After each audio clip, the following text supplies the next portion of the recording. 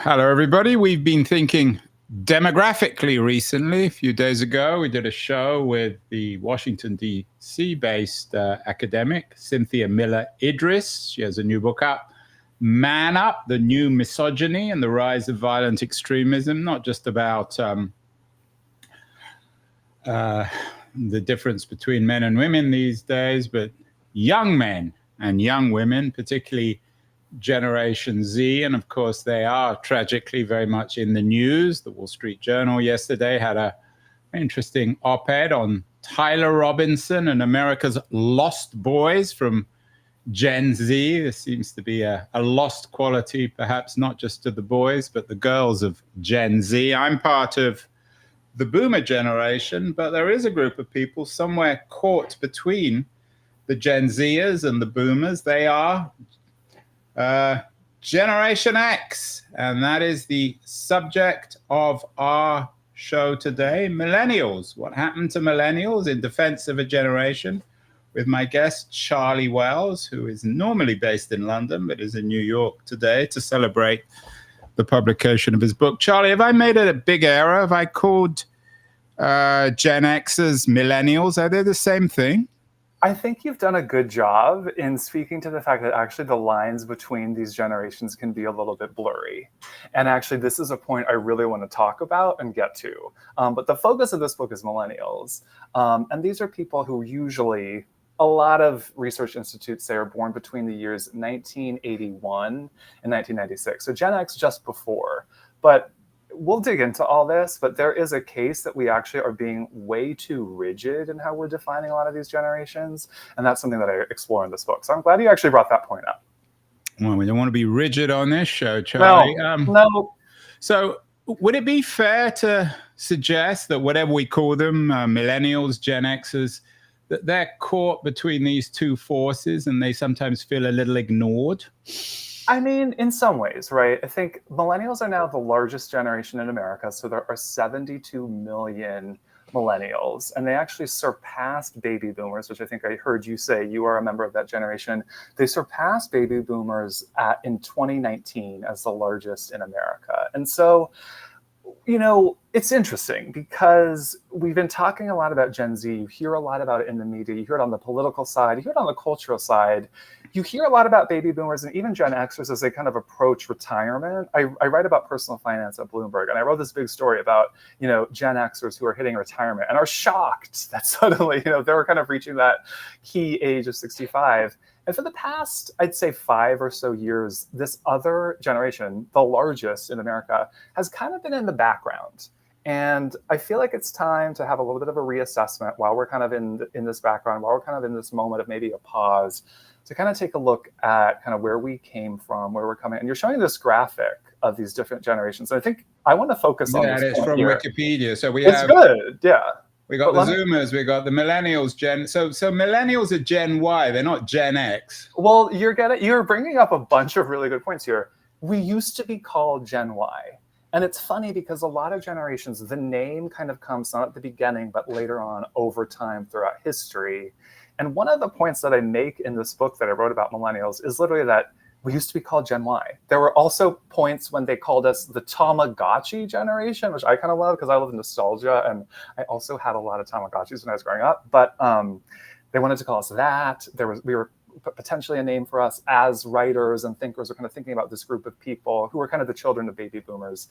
The 9/11 generation, for obvious reasons, because that kind of hit at a moment when we were becoming cognizant. But it's interesting because millennial, the term, if you want to think about kind of how people talk about groups of people, that name actually stuck as we were entering the workforce. So it was later, right? We were Gen Y for a long time. There were literally books called things like What Happened to Gen Y, or, you know, what's going on with the world according to Gen Y, I think is the name of one.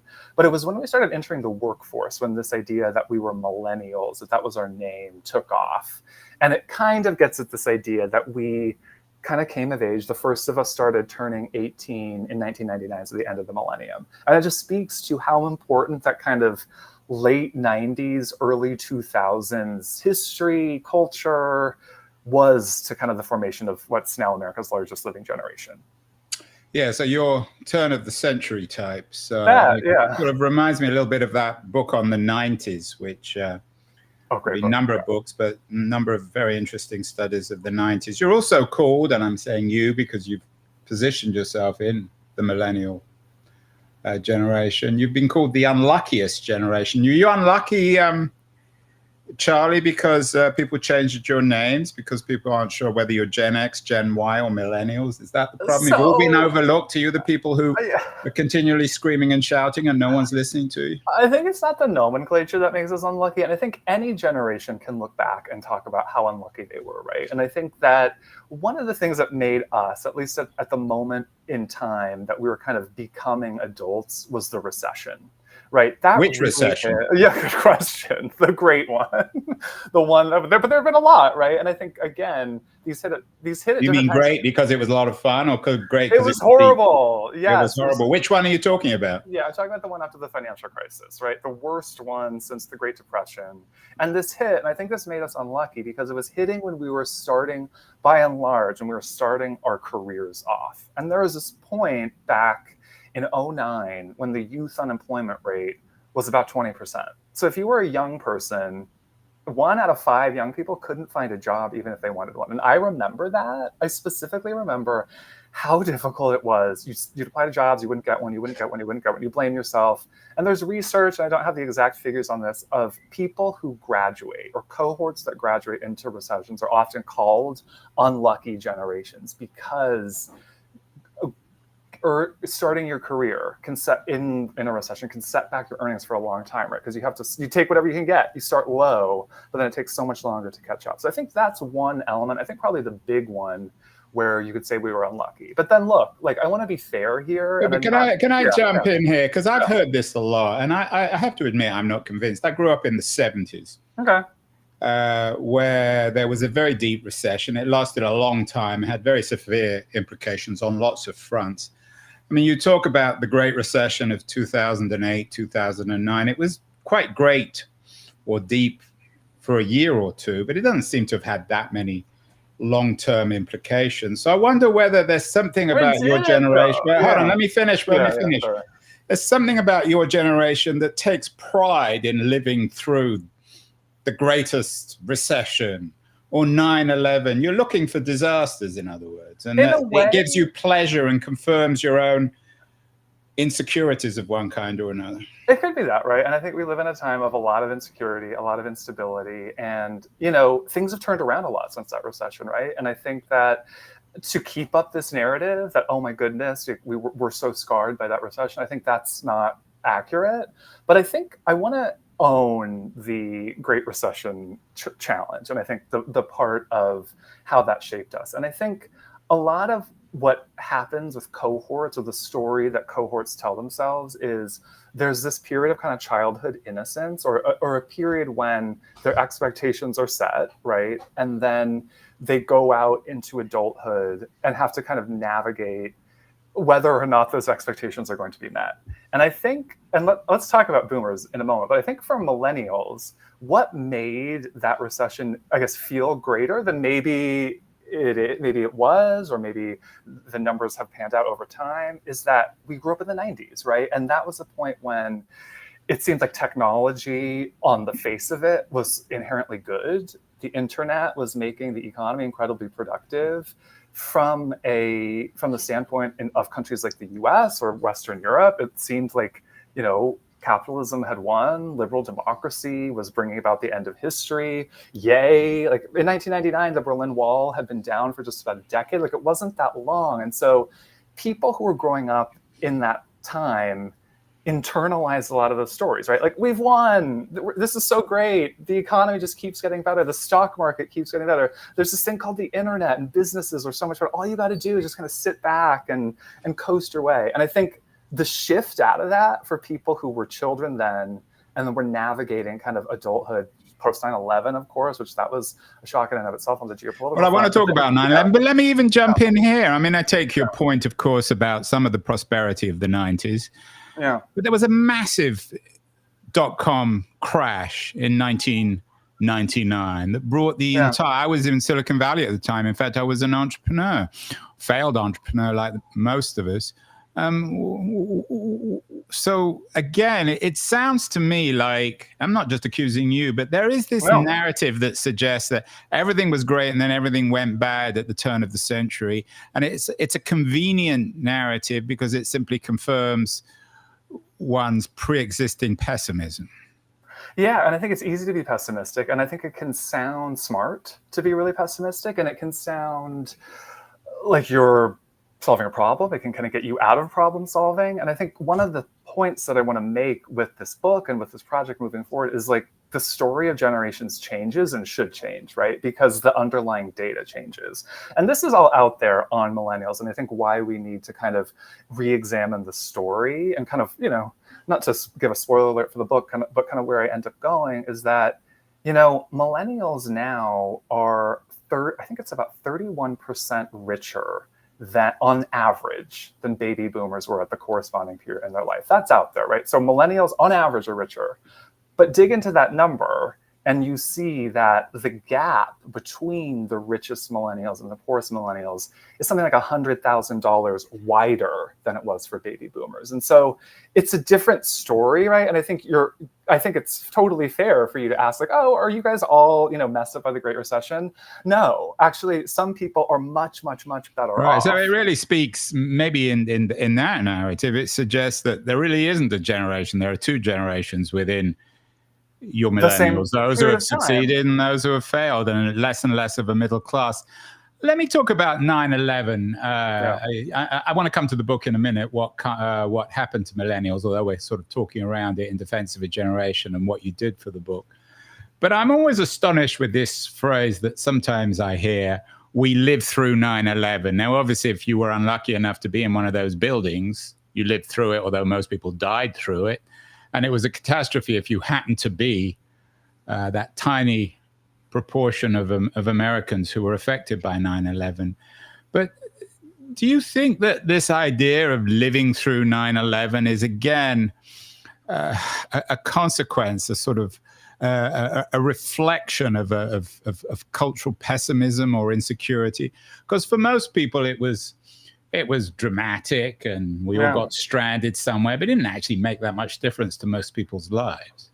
Yeah, I mean, one of the people in this book, so, you know, I read about kind of high level kind of macroeconomics and politics on one side. And then on another side, I went through and I interviewed about 5 different millennials from different parts of the country. And one of the people in this book, her father died in 9/11. He was working in one of the towers and he died. And one of the themes that I talked about with this woman, who's incredible, and it was such an honor to talk to her, and not just about, you know, 9/11, but what happens after a tragedy like that? How do you go on and live a life after that?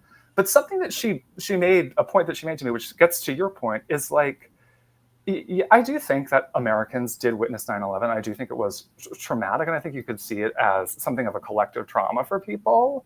But it's different than the actual direct victims who lived through it or who had people who were victims in their families, right? Because that has really had heavy implications for people. And I think to kind of conflate the two things is unfair. But I do think that it created a huge shift, right? It created I think for people who were, you're 10 years old, you're in a classroom, you think everything is fine and dandy. You've been told that the United States is ascendant. You've been told that, you know, we are the superpower, the leader of the world. And then suddenly you see a domestic attack for the first time since Pearl Harbor. Like, that's going to shake you, right? Like, that's going to do something to you. And I think sometimes people use that phrase, we lived through 9/11. I think they don't literally mean they were like crawling through the wreckage. But I think what they are saying is they lived through the shock of that, clearly different from what it was like to actually be directly affected by that. But then through the things that happened after, right? Through, you know, going through the Bush era, going through the war on terror, going through this kind of, you know, kind of roller coaster. What does that mean, going through the Bush era? Trusting. I mean, everyone goes through an era. Everyone grows up under one president or another. And I'm guessing in 20 years, there's going to be a new rash of books like yours out about this generation that grew up under Trump. There will be. Which pales in, which for the Bush, whatever one thinks of the Bush era, it certainly pales in comparison. Well, I think you're getting at a point that comes up in this really good book about generations by Bobby Duffy, and he's a professor at King's College London. And he basically says that, like, I think the point that I think you're getting to is like, you can't just sit around and talk about people who were born in between two goalposts on this kind of crazy thing called time that we're all passing through. Like, you can't just kind of look at when someone was born and say, okay, well, this determines who you are, what you are. You have to look at a lot of different stuff too. You have to look at history. And I think the point that you're making is everyone on planet Earth on September 11th, 2001 lived through 9/11, right? And so I think we need to take that into context when we're thinking about a generation. But there's also this issue of life stage. And I really like this one. I think this is something that we need to look at increasingly is everyone in humanity, since the dawn of it, has kind of gone through a set number of transitions in life. And so if you want to understand something, yes, think about kind of when they're born, what that says about somebody. Think about what they quote unquote went through. And I take your point, like saying like we lived through X, we lived through Y, like that can't be the sole determiner either, right? That's not enough. And I think that's the point you're making. It's not enough just to say, oh, I lived through, the well, summer maybe of there's another 2025. way of thinking of it, Yeah. Charlie, which I know you covered a number of, you've got 5 main characters in this narrative. It's not so much that they lived through 9/11, but it was the first event that was, you talked about the internet earlier, it was the first event that was essentially narrated live online. It was the beginning of blogging. It was the earlier stages of the demise of traditional media, of networks like CNN and Bloomberg, who you work for. So rather than living through 9/11, people began to live through grand historical events, which before that, they were just headlines in a newspaper. Now we all feel intimate with everything that's happened. No doubt there'll be generations talking about, oh, I lived through the assassination of Charlie Kirk, because it got so ubiquitously reported up to the minute on social media. We didn't have social media back in 2001, but we had the beginnings, as I said, of blogging and of the Web 2.0 revolution. Well, that's something I kind of try to meditate on in this book, and I think is really important. It's kind of how world events affect media and technology, right? And I think that's exactly right. And I think going back to 9/11, that scroll that we see now on cable news every time you turn it on, that kind of is, I think, a behavioral mechanism that keeps people tuned in. That was invented on 9/11, of that kind of scrolling update of news. And then actually after that, you think about how world events shape media. There's the war in Iraq, right? These constant updates, these cable news channels that found they could find audience telling sort of different versions of stories to whatever the audience seemed to want. And I think that, again, was this kind of cable news ecosystem that was developing over the course of, kind of millennials coming to power. And I think, not coming to power, coming to adulthood. And I think something else I talk about in the book is how, we think a lot about social media influencing the millennial generation, Gen Z as well. But there was something that came before it, and it was cable news. And I think thinking about how that kind of stream of constant information coming at people, that crawl beneath the screen that came from 9/11, I think that's important. So your book focuses on 5 different characters who you've picked out as quintessential millennials. Generalizing about them, do they think in generational terms? Are these people who think when they get up in the morning and they think to themselves, who am I? I'm a millennial. Is this their lead identity? I think it's not their lead identity, but I think it's one that they viewed in a positive light. And I think this is something I really liked. This was a big takeaway, is that we live in a really partisan time. We live in a time when, I think people from different parts of the country, people from different political backgrounds or views, don't talk to each other or have a hard time finding commonalities.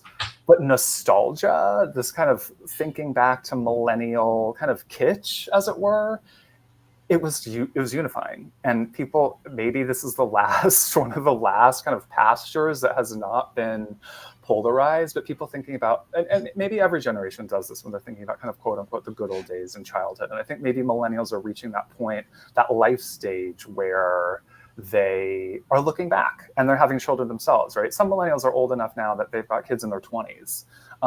Some, have them, are maybe young and they're kind of trying to teach them and they're looking back to their own childhoods. But that was something that just came out time and time again, and I really liked it. And it was really positive to talk about these old brands, these old technologies. AOL Instant Messenger. I think you want to talk about one of the most millennial things you can think of. This is kind of a field where a lot of millennials are kind of discovering who they were. They were having conversations with people that they kind of couldn't have in real life. It was kind of the equivalent of kind of those long phone calls that I think people in other generations had. That was something I loved about this book, talking about the past in a positive way. As I mentioned, there have been some good books on the 90s. Chuck Klosterman's book I thought was particularly good. It's a cultural history. He talks about the grunge, the darkly ironic quality of 90s cultural life, which is not so much optimistic as ironic. How much did the millennial generation depend on, shall we say, the irony, the distance of the 90s to form itself? So I think we were just after that. I think that there was this kind of dark, kind of, ironic sense of culture, and, it's bled into, I think, maybe a Gen X kind of identity. I think for millennials, it was a lot more optimistic. It was, there were columns written about at the time about how it was kind of Britney Spears before the downfall, or how it was kind of Buffy the Vampire Slayer, or how it was these kind of squeaky clean, kind of teenage, kind of very innocent types of cultural figures, or at least allegedly innocent cultural figures that I think we were really presented upon us. Who epitomizes the cultural icon? It's got to be Britney Spears, icon of right? Gen X. If you want to say for Gen Y, for millennials, I would say it's Britney Spears, right? She starts as this kind of incredibly innocent. That's the tale, the kind of origin tale of this person. She's born in the early era of millennials, turns 18 in 1999, kind of right on that moment, and then there's so many promises made about her future. There's such an optimistic outlook, and then things get really, really complicated, rather dark. And here we are today. I think that is one cultural figure that you could look at, that I think you ask any millennial, particularly millennial women, who sort of represented kind of a moment, I think she comes to the fore. I wonder why that's why you're the unluckiest generation, because you've got Britney Spears as an entire. I mean, when the history of the early 21st century gets written, the full history, Charlie, at the end of this century, I wonder whether the millennials will just be forgotten. Maybe it's Taylor You'll Swift. all be dead. Right? So, you know what? I mean, what did you do? What did you achieve? Doesn't sound as if you did much except whine about 9/11. Look, I want to own all of this, but also look. You are owning it. You wrote the book on it, so you can't avoid it. I can't. It's stamped on me forever. But look, if you think about who is a millennial now, who's done some pretty big stuff, you got Taylor Swift, right? So sort of I'm going to claim her. Whether you want to. You can have her. You're welcome to. Thank you. We got JD Vance, the vice president. Whether exactly. Or not you like that. Mark Zuckerberg. I think I know what your response to that is. And Sam Altman. And I think these are people. This is just a sign that I think. Those are interesting. That's an interesting group. Altman, Zuckerberg, JD Vance, Taylor JD Swift. Vance. What do they all have in common? And Taylor Swift. Renegades. Billionaires. I think that you could talk about. Well, they're that. successful, but you can always find people who are successful in every generation. But what makes them all millennials? I think one of the characteristics that you could take is they're people who harnessed the attention economy, right? They either formed it, they literally own the platform for it. They are fashioning a new version of it, of a way to interact with it, whether or not you like that, or they know how to ride the attention economy. And I think that's something that's been so millennial, right? Staying on social, keeping on top. It's exhausting, but I think that's something that, has led to success for these uber successful millennials. So sometimes people call you, and of course, Jean Twenge is the psychologist. She always comes up in these sorts of conversations. She's the psychologist of the generation. She calls you Generation Me. Is that fair? Were you a particularly narcissistic generation, or are you a particularly? You sound from the way you're presenting it as if all your generation wants to be on social media, and you want others to hear about what you're up to, what you're wearing, what you're not wearing, what you're saying, what you're not saying. I think that was the concern. And I think a big concern was actually about our childhoods and how our parents had really pushed this idea of self-esteem. Do you remember the self-esteem movement? It was kind of pushed in the 80s and 90s. It was really big in California, but across the Yeah, I United discouraged States. it with my kids, which is why they don't talk to me. Okay, well, I think that there was a concern that schools, that task forces at the state level, that a lot of cultural figures had pushed this idea that you just needed to feel good about yourself, emphasis on the word self, right? And I think that has kind of led to an association with millennials as being very kind of navel gazing, spending too much time on social media. But I think that there's just this unfortunate collide that came. And I think I really like this examination by Satya Doyle Bjork. She wrote this book called Quarter Life. And I think she makes a really good point. And she basically says we need to re-examine those years between, say, the years of kind of 18 and like 25, 30, because that's a point, generations are getting longer. On the whole, people are living longer. And I think sometimes we'll criticize people in whatever generation they are for not reaching certain milestones. But I think that to think that someone turns 18 and snap, they've got everything figured out, I think that's an old notion. And I wanted to challenge that a little bit in this book and explore that notion. And I think the point that Bjork makes is that, there's this real tension in those early years of adulthood, right? Where you're kind of either searching for stability or you're searching for meaning. And that tension is messy. And so you've got, for the first time, this kind of, not for the first time, for as usually happens, this tension in that period of life. But then on top of that, you got social media, and you have this kind of surveillance of millennials for the first time, of a generation going through that, really for the first time in history. And I think that's why the story about us has been pretty bad. And that's why I kind of wanted to defend us, right? That's why I wanted to kind of reassess. Yeah, and it is a defense. I mean, the subtitle of the book is In Defense of a Generation. What's been the response, Charlie? I mean, you've obviously got 5 main characters in the book who you work carefully with. But what's been the response of, quote unquote, your generation to this? Do most of your Gen X, most of your millennials feel that you need to be defended? Are you all a bit insecure? I think that there's been some people who have said they feel seen. I think that I go into some, funny moments, embarrassing moments, awkward moments that I think we went through in that period of quarter life. I really focus in on that period between kind of the years of 18 to 30 when you think you know what you're doing, but you actually don't. And I was really thankful that a lot of the subjects that I talked to in this book were really open and honest with me about this. And they wanted people to hear about their stories through work, through their love lives, through their... Although, again, sorry to keep on jumping in here. As a boomer, I'm always interrupting everyone.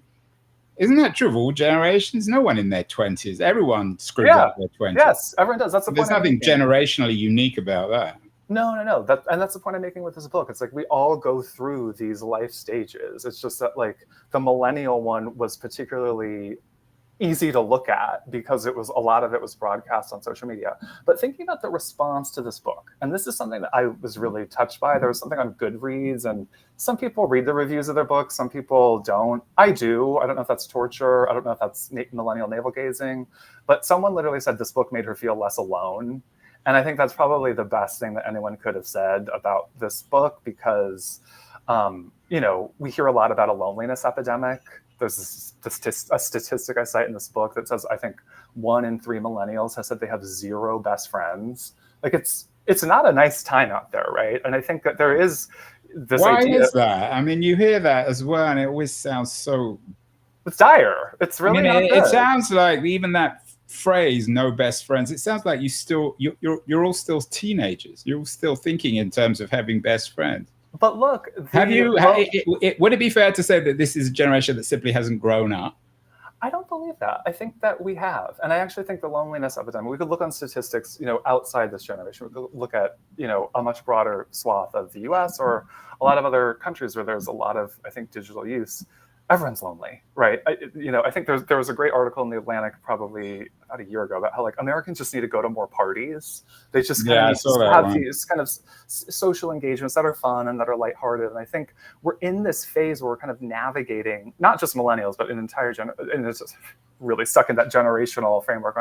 An entire society is kind of navigating, okay, so everything could be a Zoom meeting. Should it be or should it not be? Okay, I plan everything out. I used to plan everything out. Should I or should I not? I think some of these more spontaneous engagements can be really helpful. But thinking about that reaction, right? That really just hit home, because people are lonely, whether they're millennials or not. And I think something as simple as reading a book and hearing about other people's stories, if that can make you feel better, I'm happy about that. But another takeaway that I really want to tell people from working on this project: talk to strangers, like talk to people outside your kind of bubble. I think it's really easy. We all hear that we're in bubbles, but we don't always get the opportunity to speak with someone who has a totally different world, has a totally different kind of outlook on life, or a set of opportunities. And like, I'm going to own that I'm a privileged person, right? I'm university educated. I work at a great company. I've been given the opportunity to write a book. And some of the people in this book don't have those opportunities and like might not.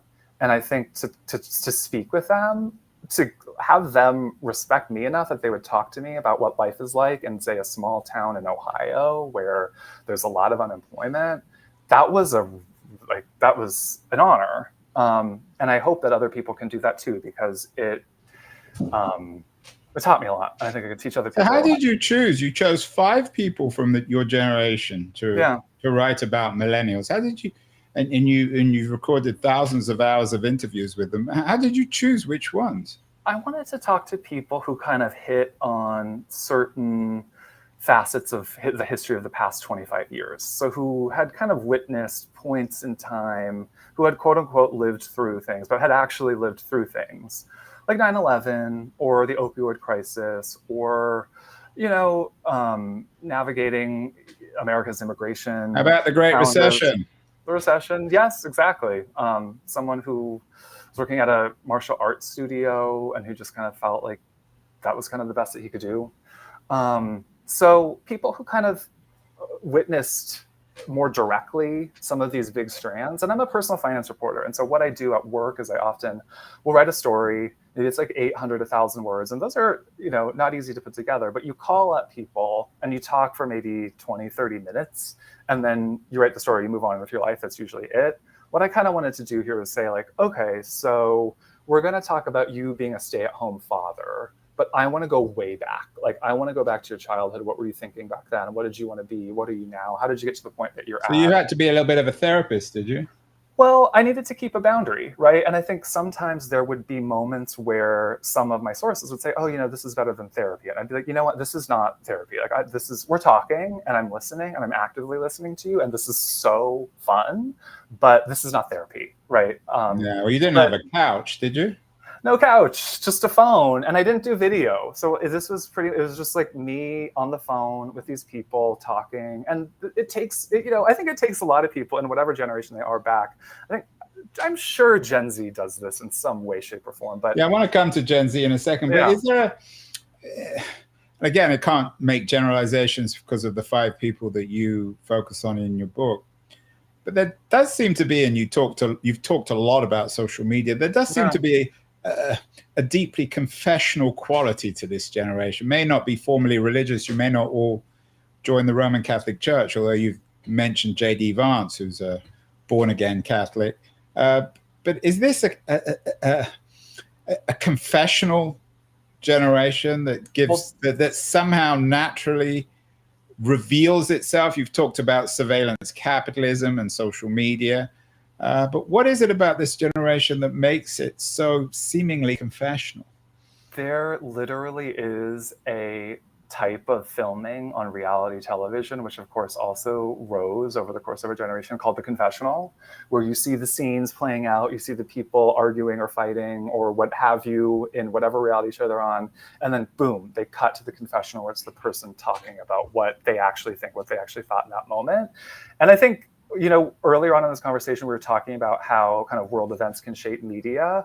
I think also media is really important, right? And what we see on the media, even something kind of as simple as a framing device, a filming device for a reality show, that can influence how we talk. And I think it can make people think, all right, like, when's my confessional? And so in some ways this was that, right? It was like long confessional chats with these people. And I think there's no doubt that element of reality television, which has been such a big part of the millennial story, that's had an influence on the way that we communicate with each other. Did you ever fall asleep? Did you ever find it really boring when everyone was telling you their hour-long confession? Because people, when people know that they've got a story to talk about, like they're going to think about stories. And I actually think, I can be on my high horses. I'm a journalist. I'm going to ask such great questions. It was actually the stories people brought to those confessional conversations that were always better. And it's because people talked about them. That it was kind of the narrative. I think. So, was there a story that you couldn't publish that's so bad, so shameful, so disruptive, so disgusting that we won't mention names, but in this confessional? I'm going to say it was a question of relevance. I'm gonna punt. What do you mean? It was a question of relevance. Like people bring up stuff that's really serious, that really affects their lives, and it's just that's kind of not really relevant to what we're talking about.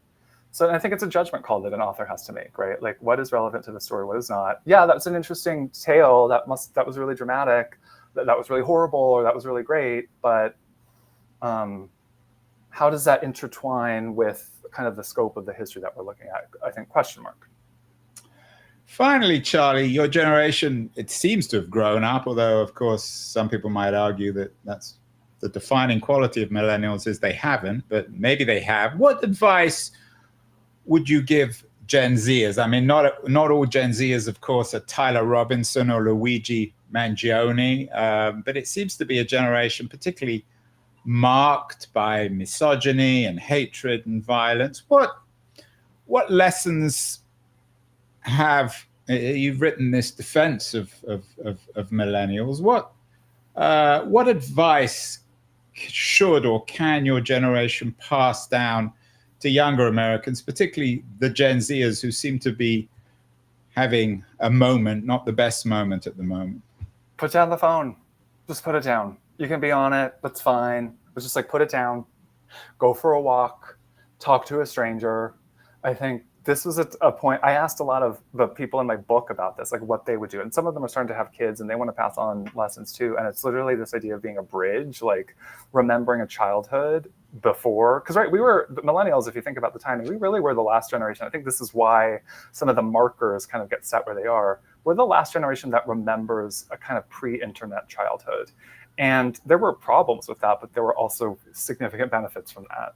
And a lot of these millennial parents talk about how they want to teach their children about some of the benefits of that, of kind of not being constantly connected. And I think actually, and I would want to look on the data to see what I could actually, whether or not this is actually representative, but you do see a pretty ardent anti-screen time element in a lot of millennial parenting. And I think it's because of this concern that we're seeing with Gen Z. So I think put down the phone, go talk to people. There is we are social creatures by nature. I can say it as someone who spoke with a lot of millennials. I can say it as someone who has, the honor of talking to people, of strangers every day. You get something from breaking out and not talking to strangers on the internet, but just like on the phone, in face to face. There's something to, or just being pushed a little bit, right? Like you've been pushing me in this conversation and it's been great. Like it's been uncomfortable, but it's been great. Yeah, it seems like everything ultimately in the book and in your thinking about the millennials comes down to tech, Charlie. That's what defines the generation. That's the advice you would give Gen Zers: escape from tech, screen time, social media. Is there anything except tech really to your generation?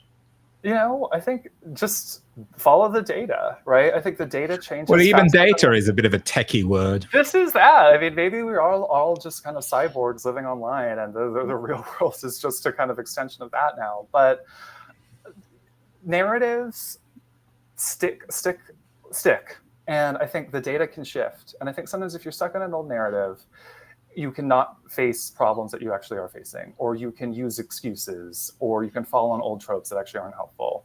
So keep up with the data, challenge yourself, and put down the phone. Well, I've changed my mind on millennials being the unluckiest generation. I think they're very lucky. They have a great biographer, Charlie Wales, who is a Gen Xer, or is that, I get them all confused. He is a millennial himself, and he speaks in a very passionate and articulate way about you all. So you all need to thank him. Go out and buy his new book. It's called What Happened to Millennials? No question mark. It's just something that happened to them. In Defense of a Generation. Congratulations, Charlie. The book is out today. So it's a good reason to put down your screens, go out, go to a real bookstore, buy the book, and go and sit in the park and read it. Thank you so much, Charlie. Thank you for having me.